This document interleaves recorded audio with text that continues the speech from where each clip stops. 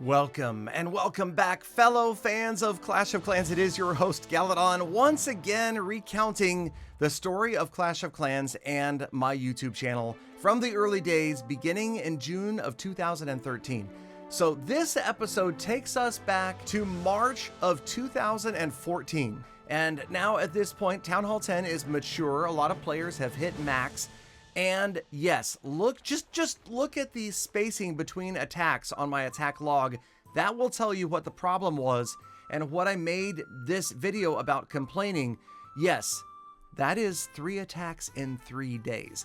Can you guys even believe that this game survived through the point in the early days of Clash when you could only attack once a day? Now, you could only attack once a day because of the clouds, and those that have been around remember the cloud issue, and the video was called Why Champions Are Burning Out. It was installment or episode number 32 in the Clash of Clans Attack series, which made it around my 40th video, and as you can see, it achieved a whopping 15,000 views. I'm guessing that probably 2/3 of those came later once I, had more viewership and people went back and looked at the old videos. But yes, I was complaining, and this is the thing, I didn't pull punches even way back in the beginning. I mean, remember last episode we dropped an F-bomb base on the screen, and then this episode we've got just nonstop complaining. All I do is talk about how bad the game is and how hard it is to play the game when you're stuck in the clouds. And don't worry though, because here we are in March 2014. Supercell whipped around and fixed this problem 5 years later. Yes, so it was 5 years later that they came through with Operation Blue Sky. Blue Clouds? What? Anyway, there was an operation and they were all proud of it. Yeah, it was called Blue Skies, the Legend League rework in 2019.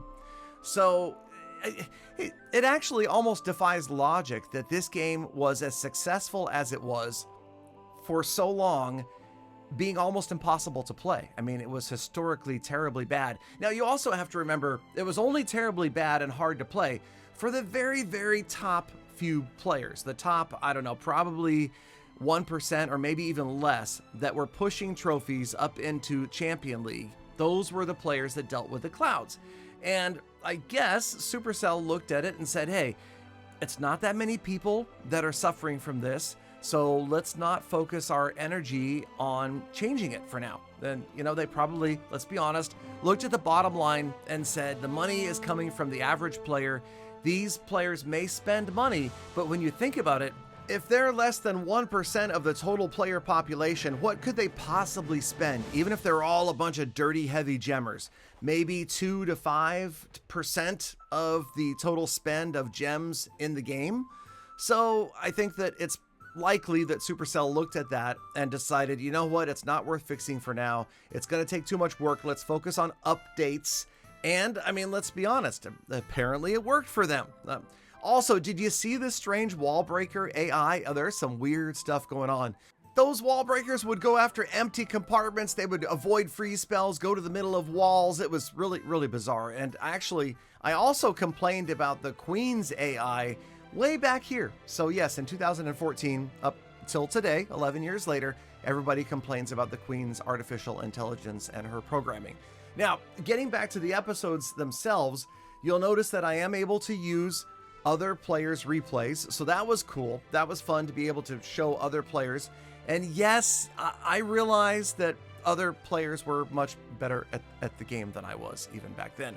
This Doc Bone, who I don't even remember, did really well. He did some really good, impressive 2014 funneling, right? And that was a lot of fun to watch. And I learned probably more from watching than anything else, because that's just watching other players' replays was really, really helpful. And that's part of the reason, probably the main reason, that I started the channel in the first place. So here we are, we're, getting rolling. We've been making videos for about 6 to 9 months right now. We've had our first viral video. We've got Peter $17 joining the channel. And at this point, you'll notice that my videos that I was making way back when are longer. The very first videos I made, if you guys saw that, they were like 2 minutes, 3 minutes each. These are the videos that lasted over 10 minutes. And yes, that was a thing for a long time in YouTube. And yes, I'll also admit that at this point in making videos, I was making enough money to pay for all of my gems. And I was pretty happy about that. And so was my wife. So we were thinking, well, this is kind of cool. And maybe if I make the videos longer, I think there were mid-roll ads that were eligible for any video that was 10 minutes or longer. And I admitted this way back when, that we started to make longer videos. When I say we, I mean me and Peter, $17. We made 10-minute videos to try to increase revenue a little bit. But at this point, I had no idea, not any inkling, that this could possibly become a career or even a part-time job. I think I was making, I want to say, maybe $100 a month on average on the YouTube revenue at this point. And also remember, this is before Supercell quote unquote discovered me. We will talk about that in upcoming episodes, and that really did change things. I'm guessing that here 6 months or so, no, I guess 9 months after making the channel, I'm probably still somewhere in the 3,000 to 6,000 subscriber range. It was when I got in touch with Supercell that I went in one weekend, from 7,000 to 11,000 subscribers. And that is something that we will talk about in one of the upcoming Story of Galadon episodes. In the meantime, you are more than welcome to go back and check out the early episodes. And yes, that is actually Galadon talking back then, just through a cheaper microphone, a headset, and without a lot of confidence. And again, there was no point to this. I wasn't trying to do anything other than just have fun. So that's what kind of made these videos so pure back in the early 2013, 2014 days. So if you guys want, stick around. Thank you. Those of you that are still here for the twilight of my YouTube channel, I appreciate you guys. And of course, you guys know I'm not gone, right? Have I made it clear enough to everybody that I am on Whatnot many, many days a week? Yes, like 4 days a week, I am live streaming on Whatnot. The link is at the end of the video and in the description. Come join me, and I will see you guys back here in a few days for another chapter in the Story of Galadon.